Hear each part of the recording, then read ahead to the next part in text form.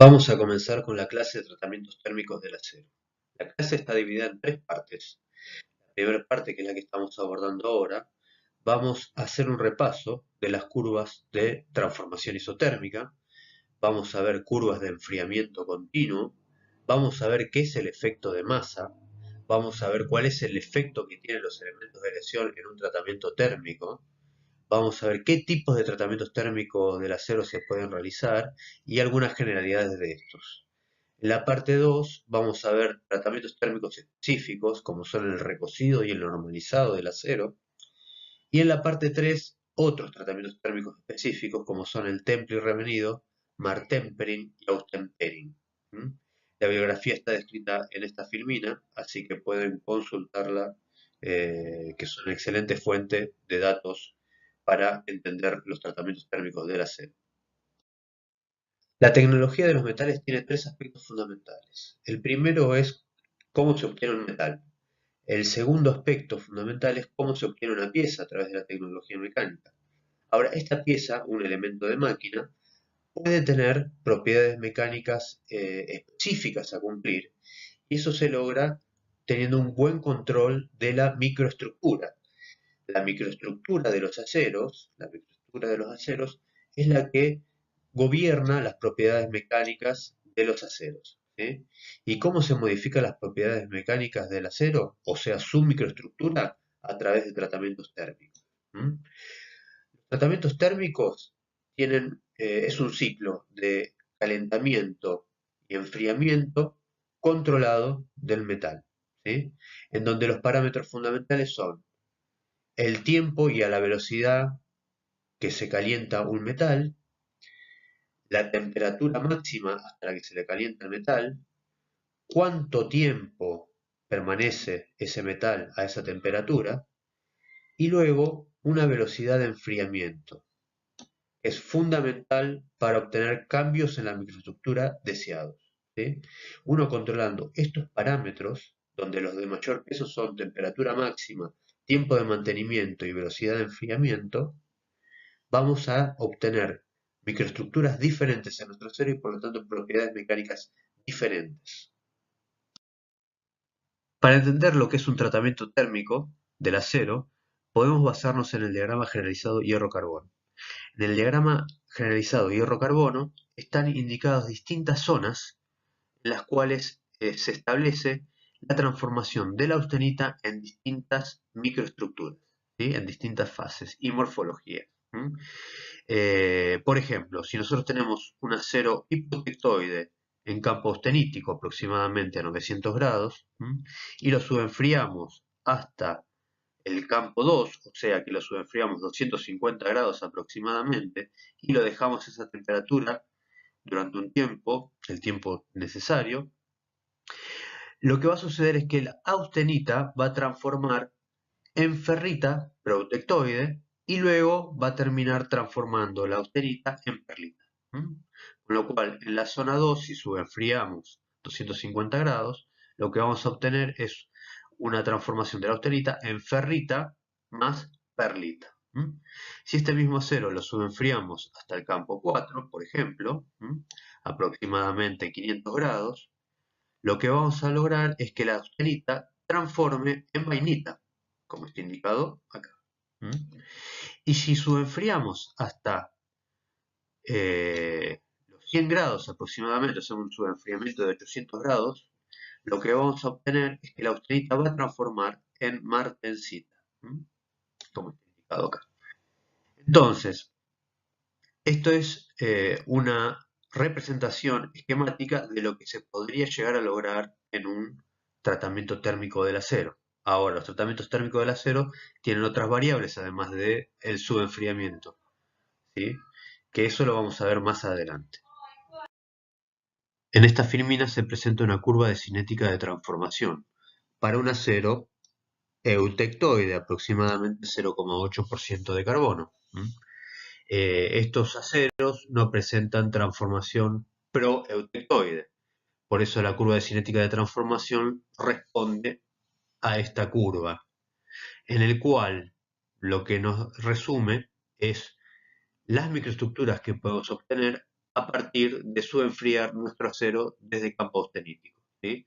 Supongamos que estamos a temperatura austenítica, justo por encima de la temperatura eutectoide, este punto de acá,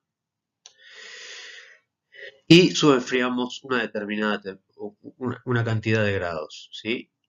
Subenfriamos 100 grados aproximadamente, por decir algo, y mantenemos la temperatura en el tiempo hasta que comience la descomposición de la austenita en ferrita más cementita, o sea, perlita.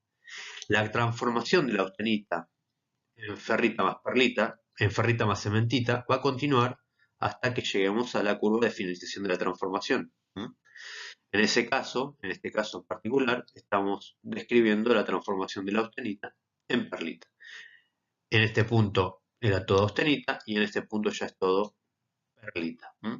Ahora, si aplicamos distintos subenfriamientos desde campo austenítico, por ejemplo hasta acá, lo que vamos a tener también es una transformación perlítica, pero con una morfología mucho más fina.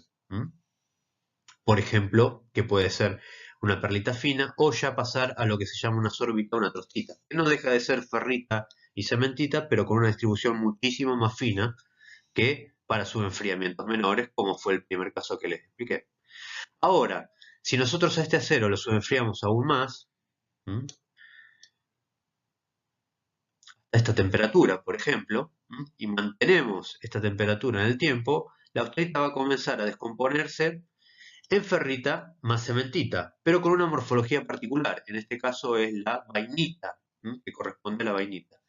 Y luego, de un determinado tiempo, va a cruzar la finalización va a ocurrir la finalización de la descomposición de la austenita en ferrita más cementita, con lo cual el acero va a quedar con una estructura completamente vainítica.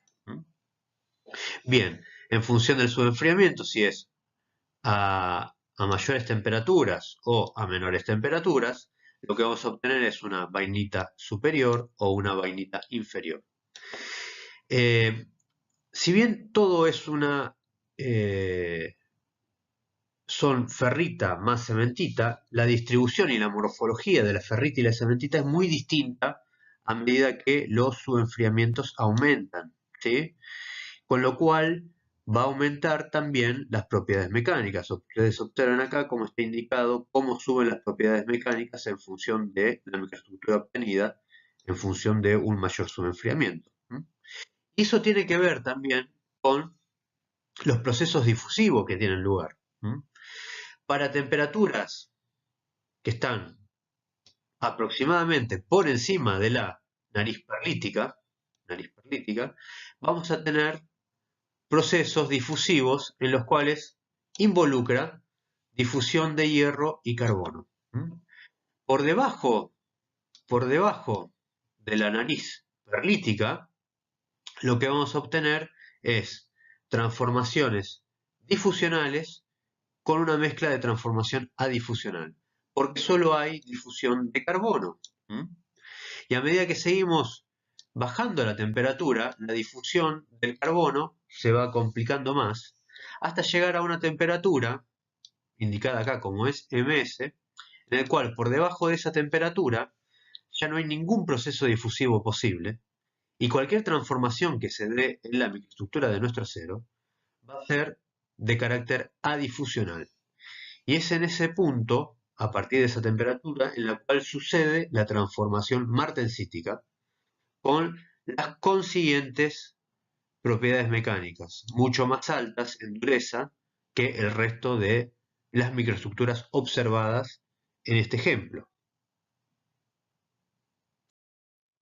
Esta filmina resulta de interés para entender las consecuencias de aplicar distintos subenfriamientos a un acero en particular, en este caso un acero eutectoide, que en función del subenfriamiento vamos a tener que suceda un proceso difusivo o no, o qué especies difunden, si el hierro o el carbono, o que no difunda ninguna de las especies químicas de nuestro acero, y eso trae consecuencias en las microestructuras que se pueden obtener en nuestro acero. Y las microestructuras que se pueden obtener en nuestro acero en función del subenfriamiento, ¿sí?, terminan repercutiendo en las propiedades mecánicas de nuestro acero, ¿sí? Podemos tratar de entender cómo modifica las propiedades mecánicas la microestructura, ejemplificando con un concepto que ustedes ya dominan, que es la deformación plástica. ¿Cómo se ve modificada la deformación plástica en función de la composición química y la microestructura? Para tratar de entender los cambios en las propiedades mecánicas en función de los cambios de la microestructura. En un acero al carbono en particular, lo que va a modificar o influir en las propiedades mecánicas son su composición química, en particular el contenido de carbono, y la microestructura presente. El contenido de carbono en particular, sabemos que el carbono es un átomo intersticial que se aloja en la estructura cristalina de nuestro acero, generando una distorsión de la red cristalina. Como ustedes recordarán, si la red cristalina está alterada o deformada, lo que va a suceder es una complicación en el deslizamiento de planos atómicos, con lo cual estaríamos complicando la deformación plástica de nuestro acero. A mayor contenido de carbono, mayor átomos intersticiales, mayor distorsión de la red cristalina, mayor complicación para desplazar planos atómicos, con lo cual tendríamos un acero más duro, más resistente, pero menos dúctil. Esta distorsión en la red cristalina puede darse no solo por átomos intersticiales, sino también por átomos sustitucionales. Átomos sustitucionales reemplazan al hierro en la estructura cristalina, generando, por su tamaño diferente al del hierro, distorsiones también en la estructura cristalina. De esa manera también dificultarían el desplazamiento de planos atómicos. Las fases y su cantidad y su morfología son muy importantes en las propiedades mecánicas, ¿sí? No es lo mismo tener grandes cantidades de fase blanda, como puede ser en un acero al carbono, la ferrita, una fase relativamente blanda y dúctil, que tener grandes cantidades de cementita, una fase dura y resistente. Y también tiene que ver la dispersión de las fases, también es muy importante. No es lo mismo tener grandes partículas, pocas y grandes partículas de cementita distribuidas en la matriz ferrítica, que una gran cantidad de partículas de cementita muy finas, bien distribuidas en la matriz ferrítica. Para tratar de entender la influencia de la dispersión de fases, podemos basarnos en esta expresión en que nos dice cuál es el tau máximo, el esfuerzo de corte máximo necesario para poder generar el desplazamiento de planos atómicos o deformar plásticamente nuestro material, que está representada esta expresión por el módulo de elasticidad transversal, el vector de Burger, y este parámetro que representa la separación entre partículas. Entonces, ¿qué nos está diciendo? Cuanto mayor sea la separación entre partículas, menor va a ser el tau máximo necesario para poder deformar plásticamente nuestro material. O sea que partículas grandes, muy separadas, nos permiten deformar con un menor tau. Por el caso contrario, una fina dispersión de partículas de cementita, por ejemplo, nos daría una distancia menor entre partículas, con lo cual el tau máximo necesario va a aumentar, complicando la deformación plástica de nuestro material. O mejor dicho, requerimos mayor esfuerzo para poder seguir deformando plásticamente nuestro material, en este caso nuestro acero. Un factor muy importante es la cantidad de efectos cristalinos. En particular, estamos hablando de las dislocaciones. Ustedes recordarán de las clases de elasticidad y plasticidad que a mayor contenido de dislocaciones va a haber mayor interacción entre ellas. Al haber mayor interacción entre ellas, lo que va a haber también es una generación de puntos de anclaje, de codos, que van a dificultar el desplazamiento de las demás dislocaciones. Eso va a requerir un mayor esfuerzo, tau máximo, ¿sí?, necesario para poder seguir deformando plásticamente nuestro material. O sea que estamos aplicando nuevamente esta expresión que vieron en elasticidad. Otro punto, también a tener en cuenta las propiedades mecánicas de los aceros, es la presencia de impurezas químicas y de inclusiones no metálicas en la matriz. ¿Mm? Ambos dos son indeseadas y tienen su origen en el proceso de obtención de los aceros. No se pueden eliminar completamente, pero sí se trata de controlar de manera tal de no reducir las propiedades mecánicas de nuestro acero. ¿Sí? A mayor contenido de impurezas o inclusiones, nuestro acero es de menor calidad y tiene peores propiedades mecánicas, menor resistencia, menor ductilidad. Volviendo a tratamientos térmicos, nosotros podemos obtener distintas microestructuras de nuestro acero y obtener distintas propiedades mecánicas. ¿eh? Eso si nosotros podemos controlar el subenfriamiento, lo que vamos a obtener es, enfriando desde campo austenítico hasta una temperatura determinada, alguna descomposición en particular de la austenita en una perlita fina, por ejemplo, como es el caso C.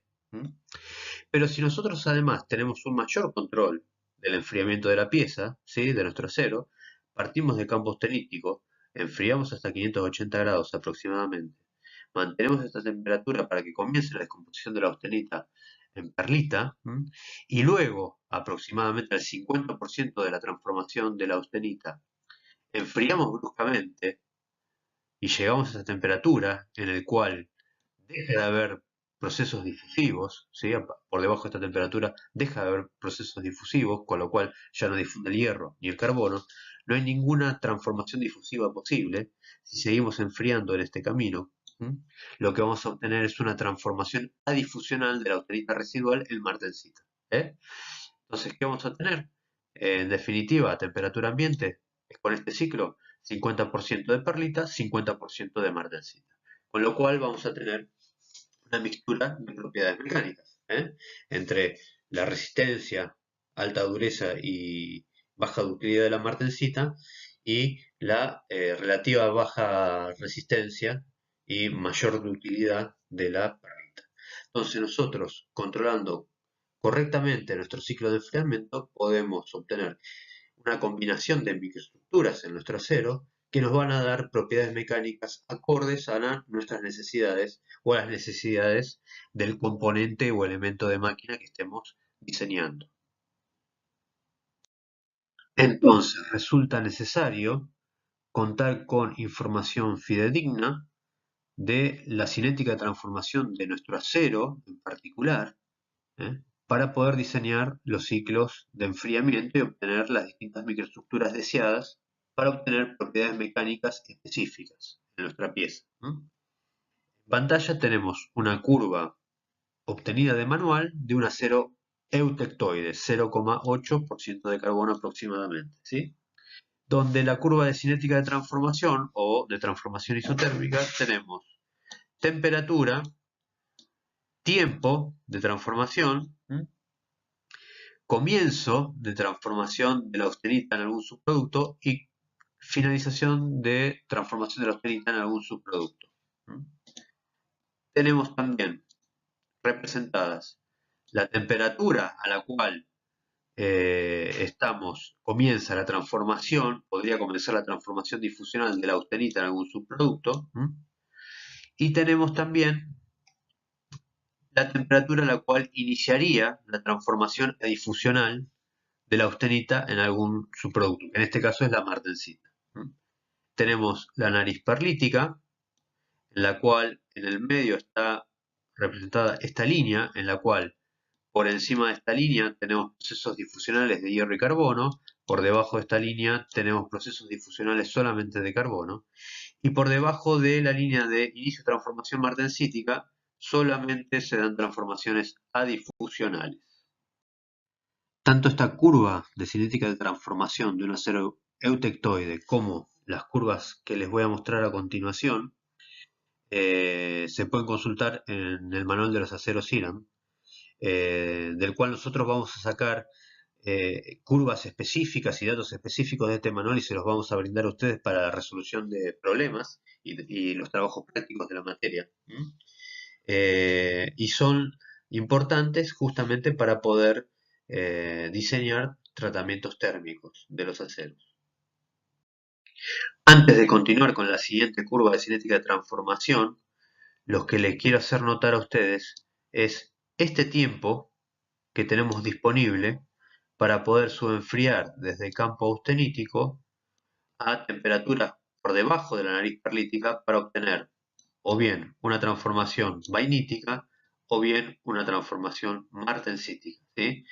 Este despegue de la nariz del eje es importante, o sea, este tiempo con el cual contamos, que acá está representado como aproximadamente 1,5 segundos, es muy importante para saber las posibilidades que nosotros tenemos de obtener justamente transformaciones vainíticas o martensíticas.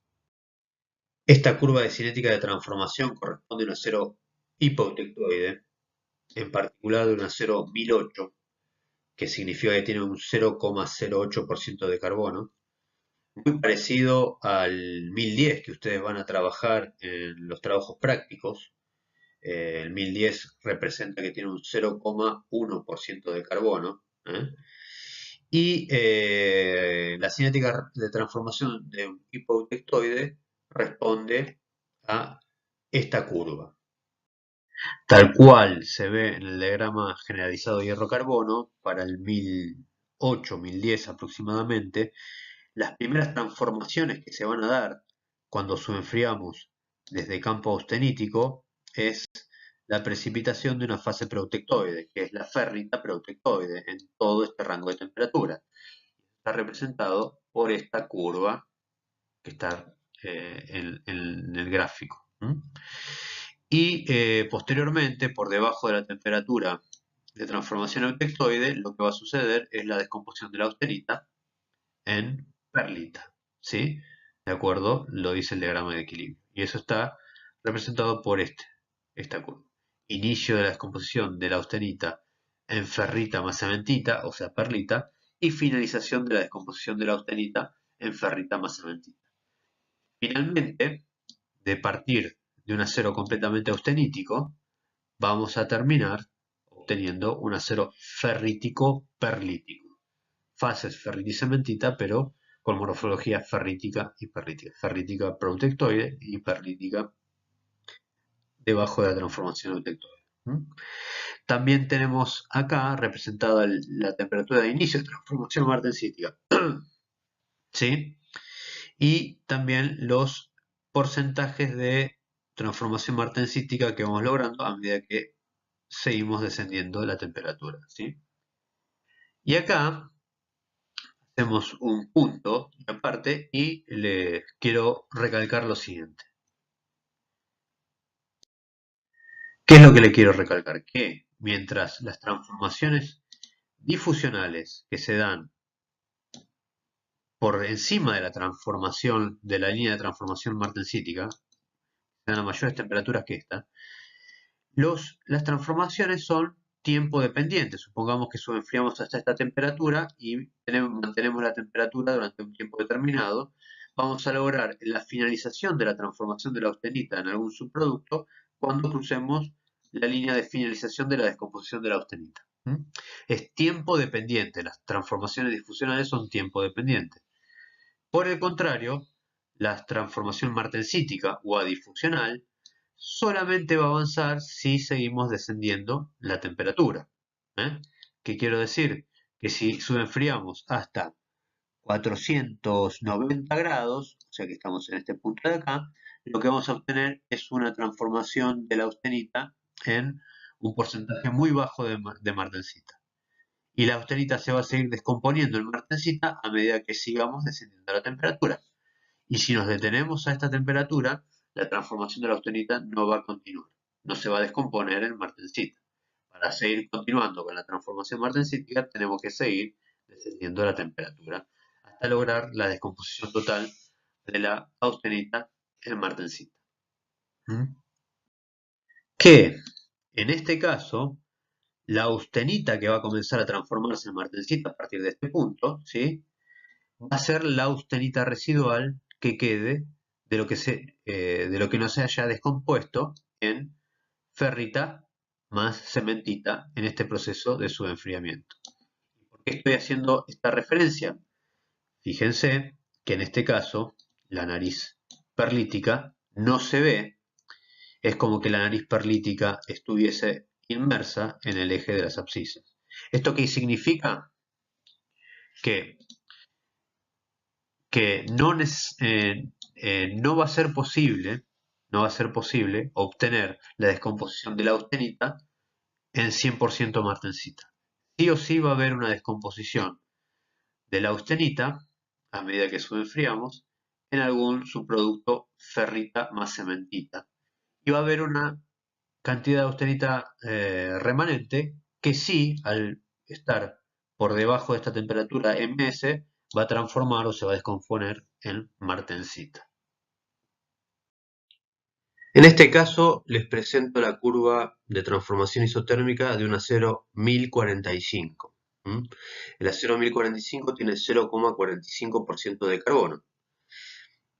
El solo hecho de tener mayor contenido de carbono hace que tengamos una cinética de transformación como la que mostramos en esta pantalla, en el cual la nariz perlítica no llega a estar inmersa, prácticamente está tocando el eje, pero no está inmersa, con lo cual nos da unas fracciones de segundo, como para poder superar la nariz perlítica y llegar a obtener una transformación martensítica. Con lo cual podríamos obtener una estructura totalmente martensítica en todo el volumen de la pieza. Bien, esto es un pantallazo nada más. Ustedes más adelante van a ver en clases de templabilidad conceptos sobre enfriamiento, velocidades de enfriamiento y obtención de martensita, porcentajes de martensita, obtener una pieza templada en función de la velocidad de enfriamiento y el tamaño de la pieza, ¿sí? Eso lo van a ver en templabilidad y van a reforzar conceptos sobre la obtención de estructuras martensíticas. Así que por el momento nos quedamos con lo que mencioné anteriormente y pasamos a describir otros puntos característicos de esta curva de cinética de transformación. Vamos a relacionar esta curva de cinética de transformación de un acero 1045 con el diagrama generalizado hierro-carbono. Para este porcentaje de carbono, si partimos de campo austenítico y enfriamos nuestro acero, llegamos a la temperatura 3, a partir de la cual empieza a formarse ferrita protectoide. Eso está indicado por esta curva de la cinética de transformación, ¿sí? Y la temperatura 3 está indicado por esta línea A3. ¿Bien? A medida que seguimos enfriando, nos vamos a topar con la temperatura de transformación eutectoide A1, que está indicado por esta línea, A1. Por debajo de esta línea A1 pueden formarse fases ferrita y cementita a través de la transformación eutectoide, ¿sí? Que está representado acá, comienzo de la descomposición de la austenita en ferrita más cementita, formando perlita, y la curva de finalización de transformación de ferrita y cementita, morfología perlítica, ¿sí? Luego, a mayores subenfriamientos, lo que podríamos obtener es otro tipo de morfología, ¿sí? De ferrita y cementita, y estaríamos hablando ya de transformaciones vainíticas, que están en este rango de temperaturas. Y mayores subenfriamientos aún, tendríamos el comienzo de la transformación martensítica indicada por esta línea de temperatura, MS. O sea que estaríamos pasando esta línea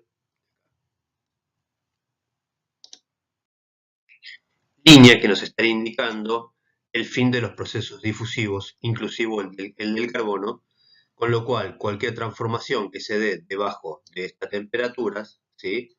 Debajo de esta línea de temperaturas, van a ser adifusionales, por lo cual vamos a obtener una estructura martensítica.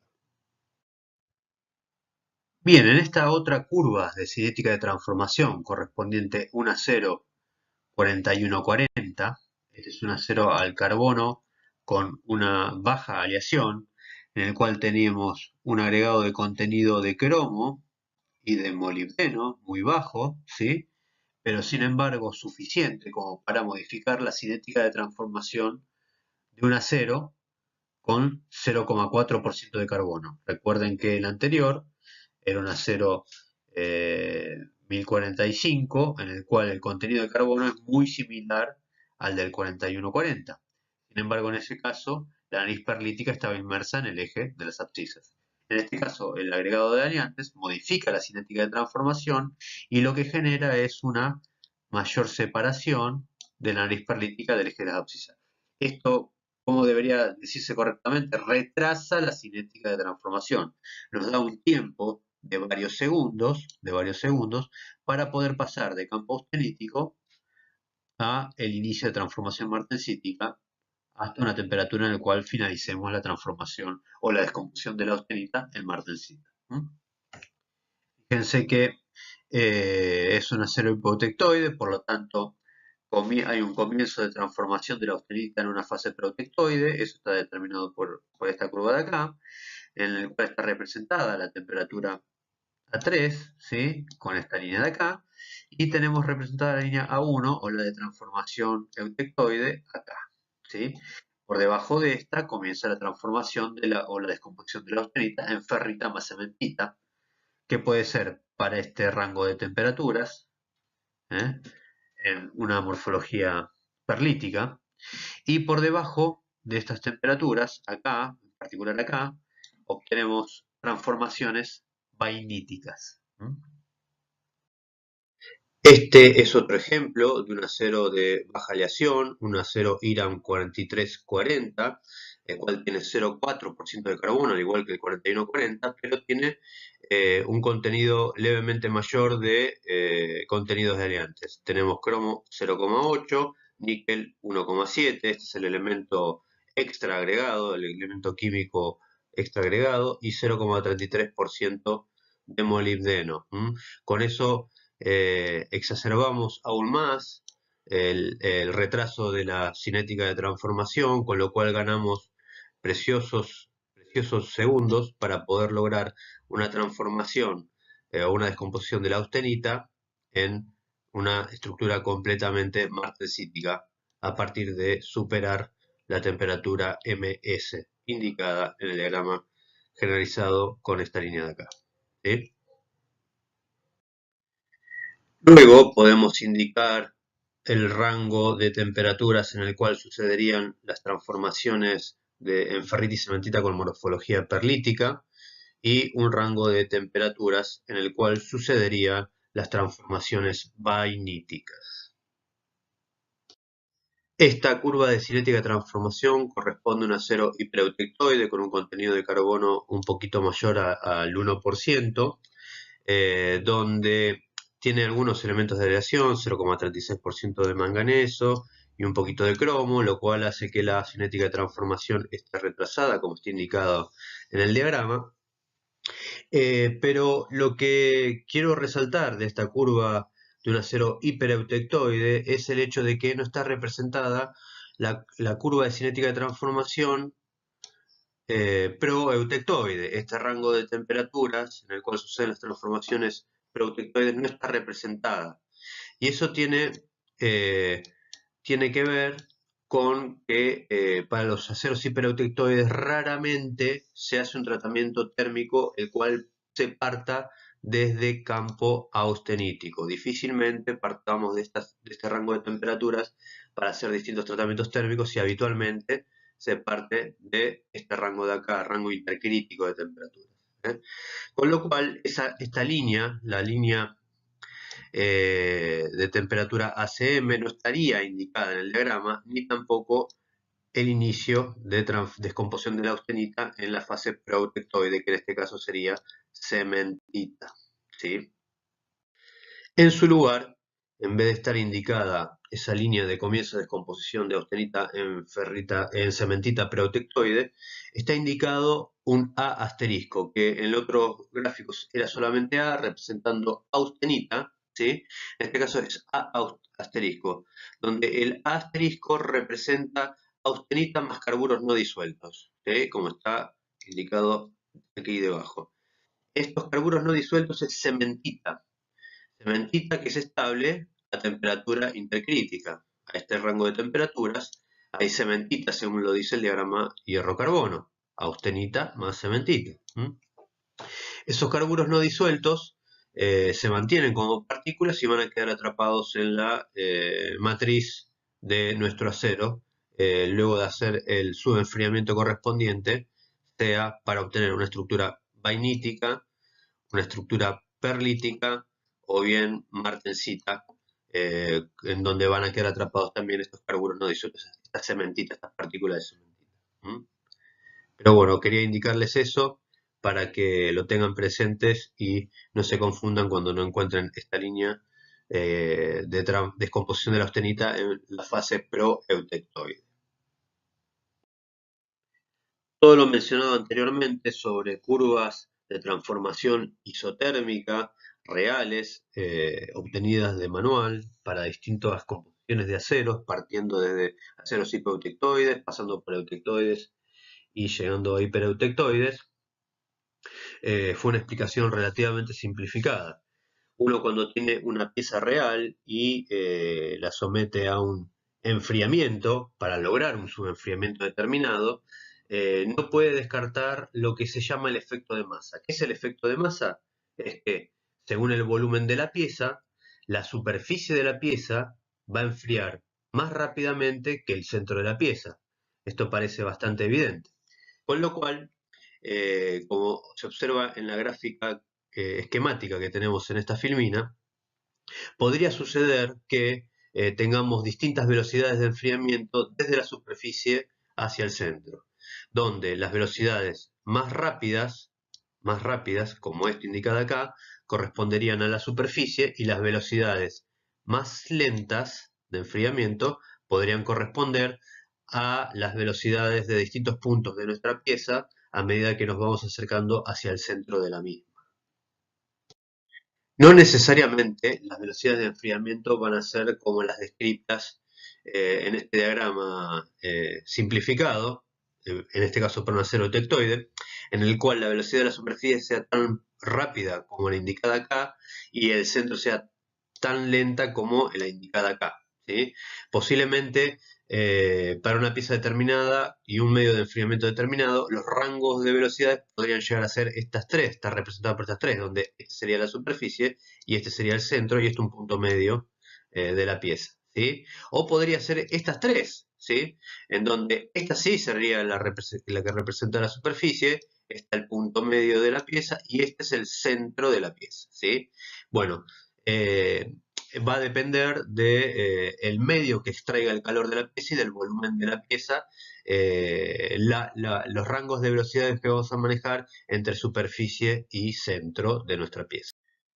De todas formas, sí es interesante destacar lo siguiente, es que podríamos llegar a tener la posibilidad de que en nuestra pieza, en la superficie y cerca de la superficie, a unas décimas de milímetro por debajo de la superficie, por decir algo, obtengamos una estructura martensítica, o sea que la austenita en superficie no se descompondría en ferrita y cementita, sino que se transformaría en martensita, según lo describen estas dos curvas de enfriamiento, ¿sí? Y más hacia el centro de nuestra pieza, lo que vamos a obtener son transformaciones o procesos difusivos que nos van a dar unas familias de microestructuras con distintas cantidades de ferrita y cementita y distintas morfologías, afectando las propiedades mecánicas en el centro y que serían muy distintas a la superficie. Con lo cual, en superficie podríamos tener altas durezas como 600 Brinell, por ejemplo, y en el centro durezas medias como son 200, 250 Brinell. Depende los productos, la morfología y la dispersión de la cementita obtenida por estos enfriamientos más lentos.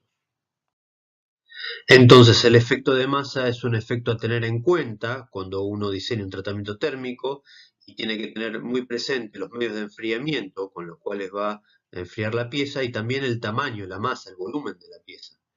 Con lo cual, por ejemplo, si nosotros queremos obtener una estructura martensítica en todo el volumen de la pieza, no podemos permitir que las zonas medias de nuestra pieza se enfríen a estas velocidades, con lo cual obtendríamos la descomposición de la austenita en ferrita, en productos de ferrita más cementita.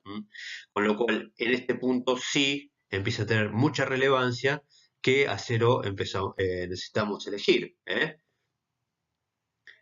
en cuyo caso tendríamos que ver la posibilidad de utilizar algún acero con ciertos elementos de adhesión, como puede ser el 4140 o como puede ser el 4340, en función de nuestras necesidades, el tamaño de la pieza, etcétera, o los medios de enfriamiento disponibles en el taller, de forma tal de que todas, incluso la velocidad de enfriamiento en el centro de nuestra pieza, no toque la nariz perlítica o vainítica, o no sufra ningún proceso difusivo de descomposición de la austenita para obtener una estructura totalmente martensítica al fin del enfriamiento.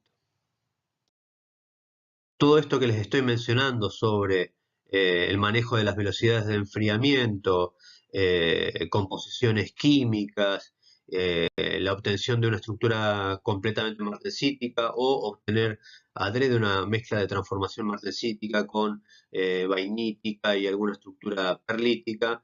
Esto lo van a reforzar en clases posteriores, la clase de templabilidad, van a tener una clase teórico-práctica más una clase práctica en la cual van a resolver problemas de templabilidad y donde van a poder hacer cálculos para estimar y velocidades de enfriamiento con la cual obtener la microestructura deseada en los distintos puntos de la pieza para obtener propiedades mecánicas determinadas en distintos puntos de la pieza.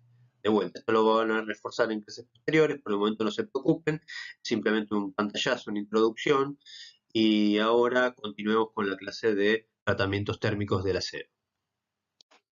Ahora bien, cuando comenzamos a hablar sobre los efectos de masa, empezamos a superponer velocidades de enfriamiento diferentes desde superficie hacia el centro.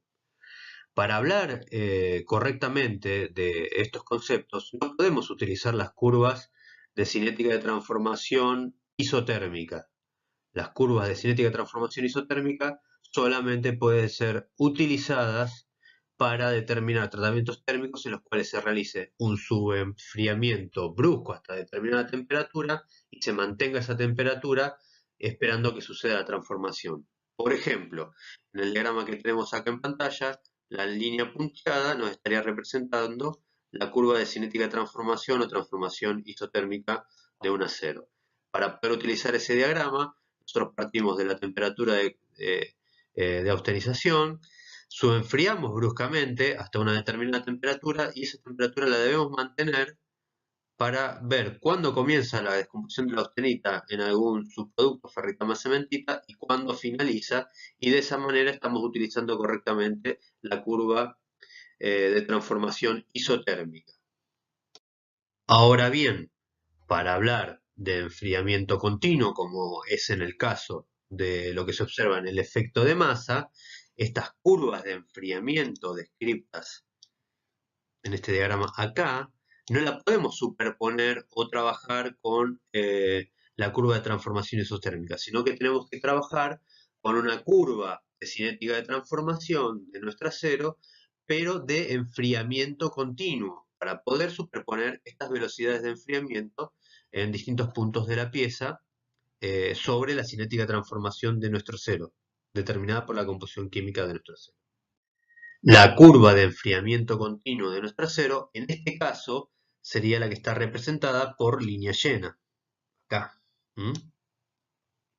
donde tenemos comienzo y finalización de la descomposición de la austenita en algún subproducto, ¿sí?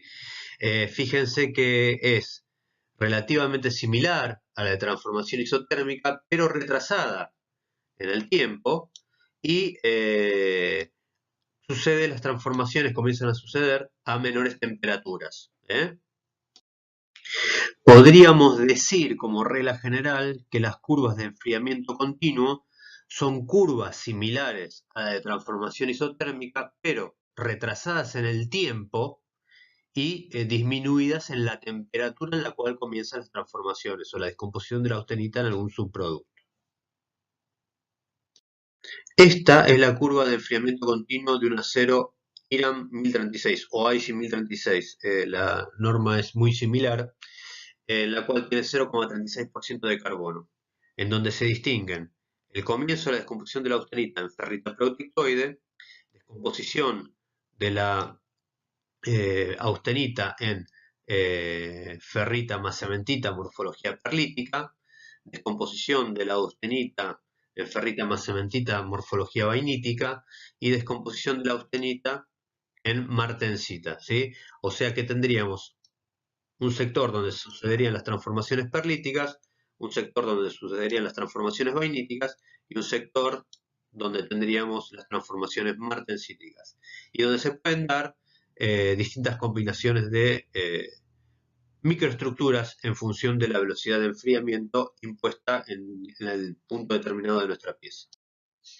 Y en este diagrama lo que tenemos superpuestas son las velocidades de enfriamiento posibles en distintas posiciones de nuestra pieza, como ser esta curva de acá correspondiente a el centro de nuestra pieza.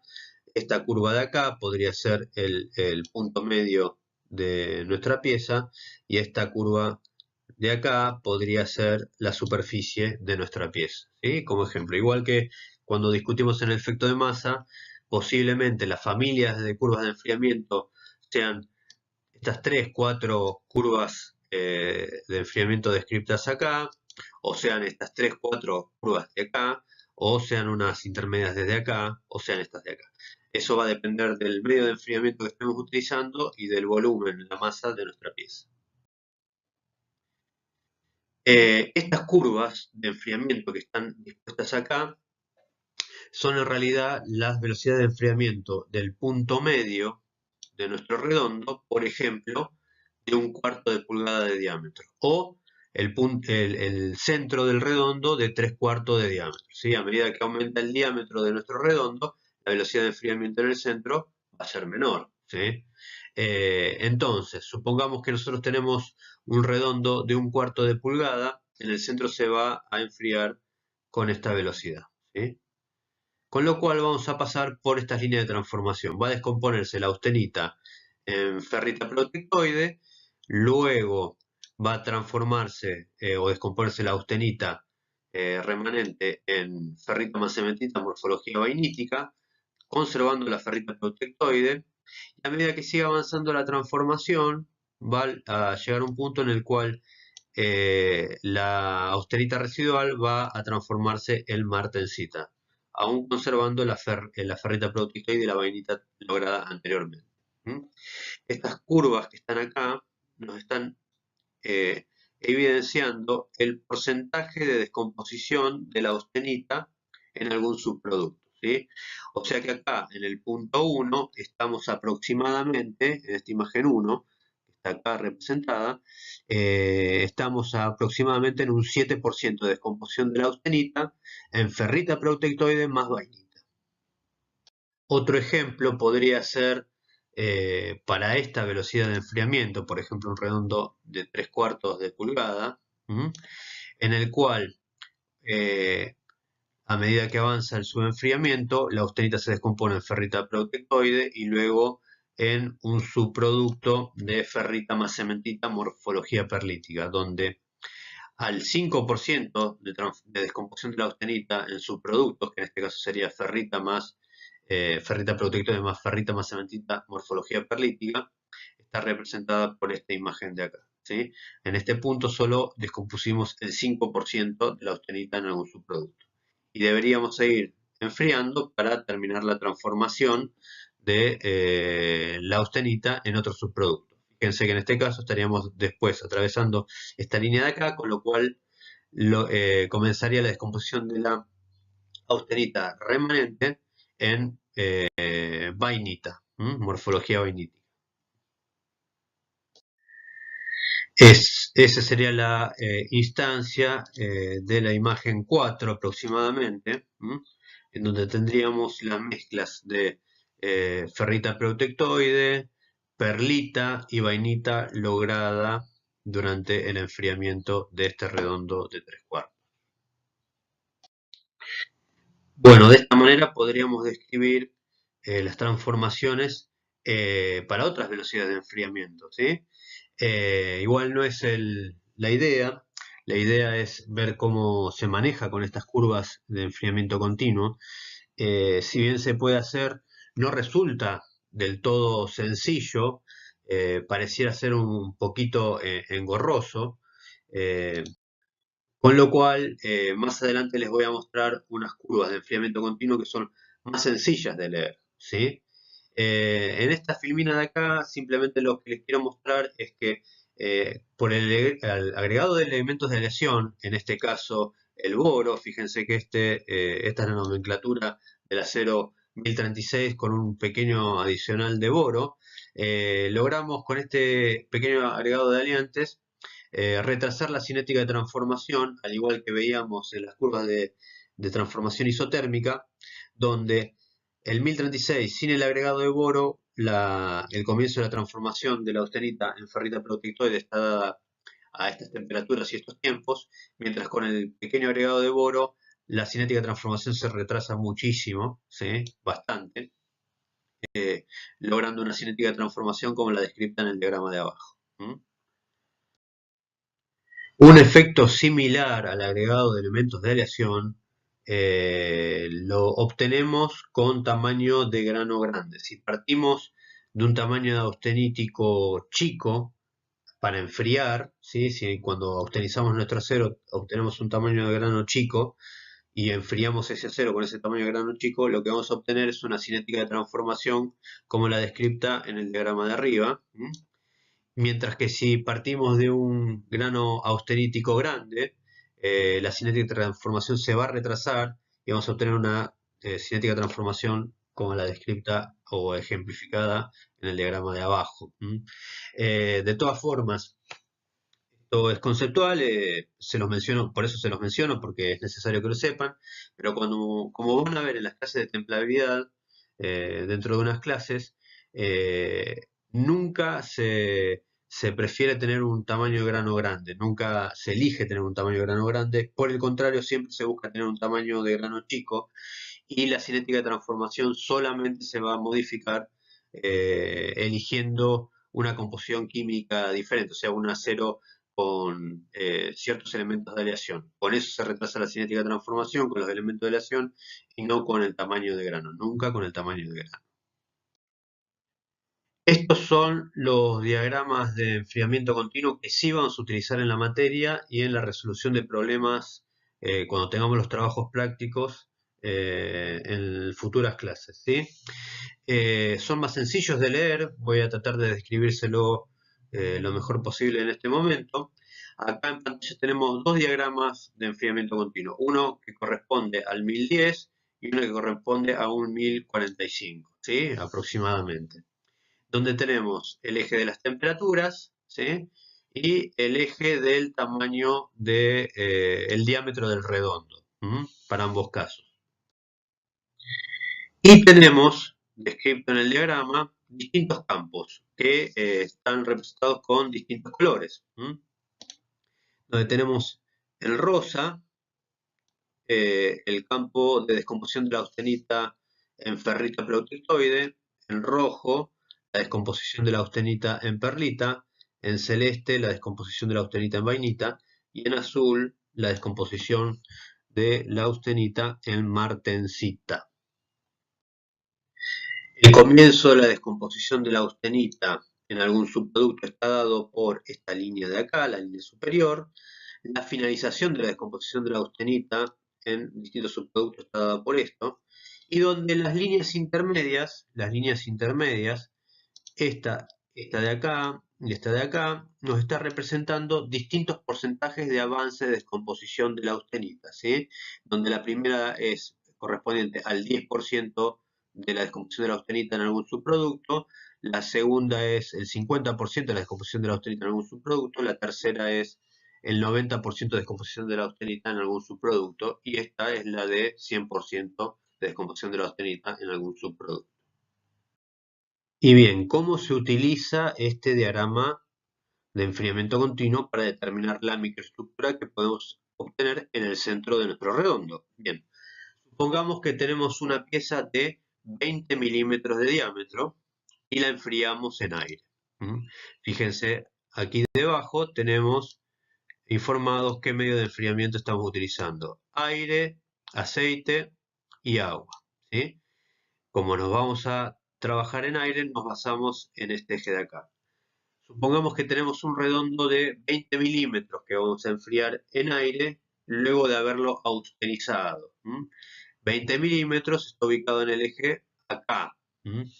Entonces, ¿qué microestructura vamos a obtener en el centro de este redondo? Bueno, simplemente lo que hay que hacer es leer lo que la línea vertical indica cruzando nuestro diagrama de enfriamiento continuo. O sea que no superponemos curvas de enfriamiento de esta manera, sino que nuestras curvas de enfriamiento van a ser verticales y van a estar ubicadas justo en el eje que nos indica la medida de el diámetro de nuestro redondo. Retomando nuestro ejemplo, nuestro redondo de 20 milímetros enfriado en aire desde campo austenítico va a sufrir una descomposición de la austenita indicada por nuestro diagrama de enfriamiento continuo en el cruce de la línea vertical, nuestra curva de enfriamiento particular para este redondo, con el diagrama de equilibrio, donde está representado en el diagrama de enfriamiento continuo que la austenita va a comenzar a descomponerse en ferrita preutectoide y va a avanzar la transformación a medida que nos enfriamos, transformando la austenita en ferrita preutectoide hasta que llegamos a esta línea punteada de acá que nos dice que comienza la descomposición de la austenita en ferrita más cementita en morfología perlítica y termina la precipitación de ferrita preutectoide. ¿Qué logramos hasta este punto? La descomposición de la austenita en ferrita preutectoide en aproximadamente un 65-70% de austenita. ¿Sí? La austenita en un 65-70% va a descomponer en ferrita preutectoide. Y el resto de la austenita va a seguir transformando en perlita, como indica el diagrama. Va a pasar por el 90% de la descomposición de la austenita total y va a finalizar con la descomposición total de la austenita en productos de ferrita preutectoide en aproximadamente un 65-70% y el resto de la austenita va a descomponerse en perlita. De esa manera podemos determinar que nuestro redondo de 20 milímetros enfriado en aire vamos a obtener aproximadamente un 70% de ferrita preutectoide y un 30% de perlita. Ahora, si ese mismo redondo de 20 milímetros, en vez de enfriarlo en aire, lo enfriamos en aceite, vamos a estar con estas velocidades de enfriamiento según indica este eje. O sea que deberíamos leer las transformaciones sucedidas en el cruce de esta velocidad de enfriamiento con el diagrama de enfriamiento continuo. Y si lo enfriásemos en agua, el redondo de 20 milímetros se va a enfriar con esta velocidad.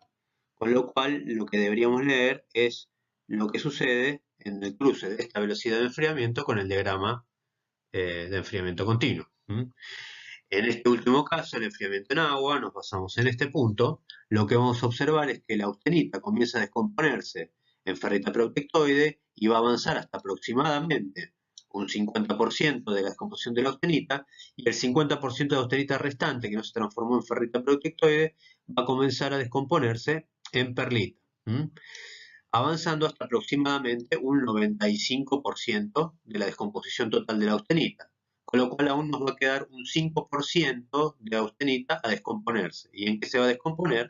Según este diagrama, en vainita. Con lo cual tendríamos aproximadamente, para un redondo de 20 milímetros enfriado en agua, aproximadamente un 50% de ferrita preutectoide, un aproximadamente 45% de perlita y aproximadamente un 5% de vainita. ¿Sí? De esa manera podemos utilizar los diagramas de enfriamiento continuo para distintas composiciones. Nosotros recién estábamos hablando de un 1010, luego lo podemos aplicar para un 1045, un 1040 u otros aceros aliados. ¿Sí? Fíjense que para el caso del 1045, como podría estar representado por este diagrama, un redondo de 20 milímetros enfriado en agua, la transformación que va a suceder en el centro está representada por el cruce de esta velocidad de enfriamiento con nuestro diagrama de equilibrio, donde la austenita va a comenzar a descomponerse directamente en vainita, avanzando la transformación hasta aproximadamente un 90%. Y el 10% de austenita restante va a transformar en martensita, con lo cual, para un redondo de 20 milímetros de 1045, enfriado en agua, a diferencia del 1010, vamos a obtener una estructura prácticamente vainítica en un 90% y un 10% aproximadamente de martensita.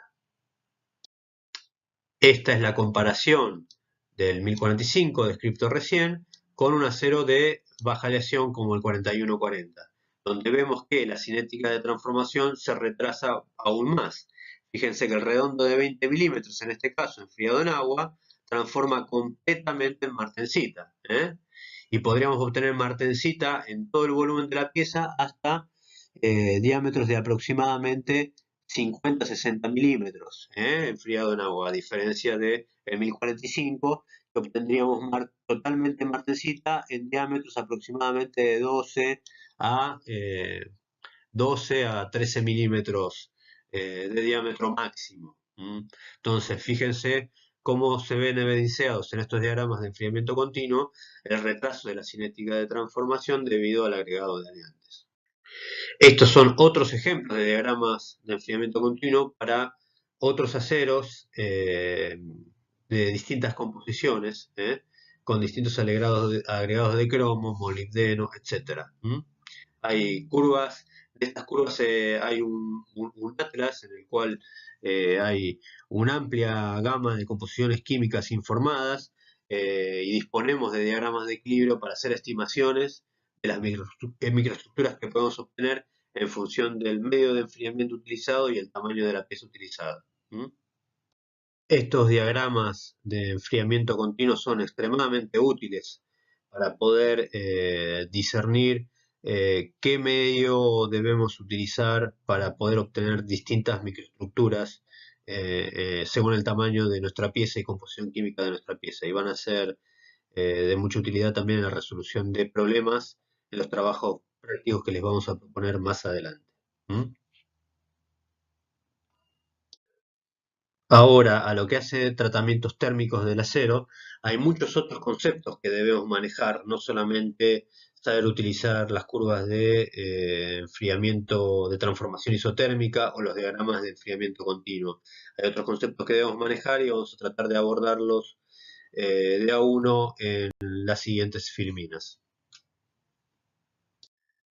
Como les mencioné con anterioridad, el tratamiento térmico del acero está compuesto por un ciclo térmico en el cual calentamos nuestro metal hasta una determinada temperatura. Esta temperatura debe ser mantenida durante un determinado tiempo y luego debe ser enfriado de manera controlada, de forma tal de obtener la microestructura que estamos buscando para obtener las propiedades mecánicas necesarias para una determinada aplicación de un elemento de máquina. Estos ciclos térmicos van a ser diseñados de manera tal de obtener una microestructura de nuestro acero que va a poder estar próximas al equilibrio o lejanas al equilibrio. Próximas al equilibrio me refiero a tener estructuras como determina el diagrama de equilibrio, estructuras ferrítico-perlíticas gruesas, y microfuera de equilibrio son estructuras en las cuales los procesos difusivos se ven retrasados o complicados, obteniendo estructuras vainíticas y o martensíticas, ¿sí? Entonces, podemos manejar nuestros ciclos térmicos con temperaturas de calentamiento por debajo de la temperatura crítica, y esto se refiere a la temperatura de transformación eutectoide, o temperaturas por encima de la temperatura crítica, llevándolo hasta campo austenítico. Y luego podemos enfriarlo en forma lenta o enfriarlo en forma rápida, de acuerdo a nuestras necesidades o los cambios microestructurales que queremos lograr durante el enfriamiento. También en pantalla se observan distintos rangos de temperatura superpuestas en los diagramas, en esta fracción del diagrama de equilibrio, para distintos tratamientos térmicos que van a ser descritos en las filminas siguientes, ¿sí? De recocido o normalizado o temple. La combinación de temperatura de calentamiento y velocidad de enfriamiento van a dar origen a distintas microestructuras o distintos tratamientos térmicos. Entre los tratamientos térmicos fundamentales que vamos a ver en esta clase, tenemos tratamientos térmicos que hacen al proceso, están relacionados con el procesamiento de las piezas para obtener una pieza, un elemento de máquina determinado, que son el recocido y el normalizado.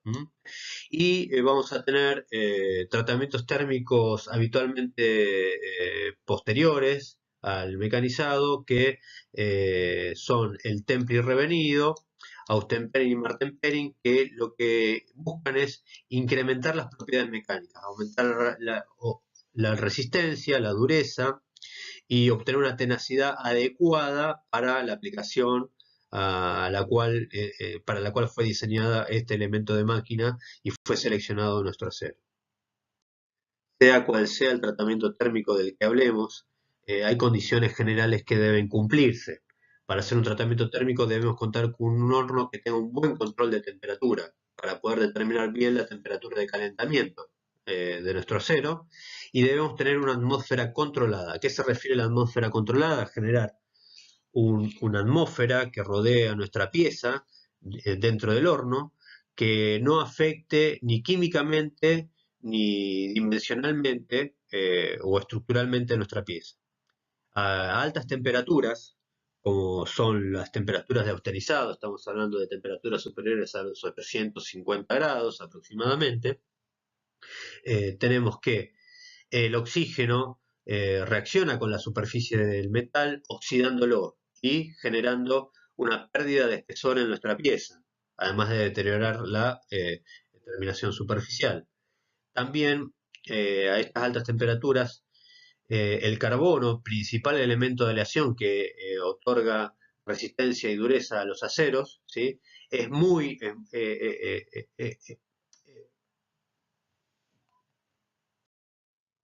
afín con el oxígeno, con lo cual durante el calentamiento a temperatura de austerizado, lo que puede suceder es que el carbono migre desde la superficie de nuestra pieza hacia la atmósfera que lo rodea, descarburando la superficie de nuestro acero, con lo cual posteriormente uno le aplica un enfriamiento tratando de obtener una microestructura determinada en la superficie, y resulta que esta microestructura va a ser producto de una velocidad de enfriamiento en un acero que no tiene la composición química original, con lo cual las propiedades mecánicas de este acero empobrecido en carbono en la superficie van a ser inferiores a las necesarias o las estipuladas para obtener en esta pieza o este elemento de máquina que estamos trabajando.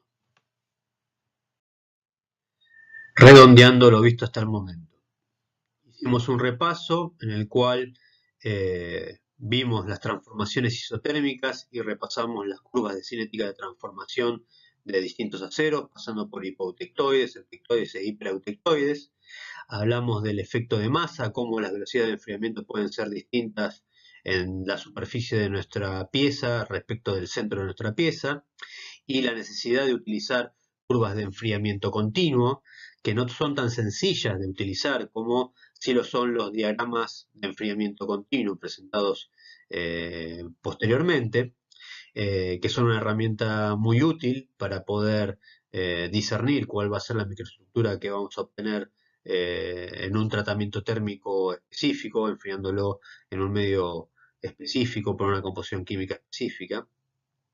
Y en las últimas filminas lo que hicimos fue ver condiciones generales para establecer un tratamiento térmico adecuado. Combinar temperaturas de calentamiento, velocidades de enfriamiento y control de temperatura y atmósfera para no deteriorar las propiedades de nuestra pieza, ¿sí? En las siguientes partes vamos a hablar específicamente de cada uno de los tratamientos térmicos aplicables a los aceros. Los invito entonces a ver la segunda y tercer parte de esta clase de tratamientos térmicos.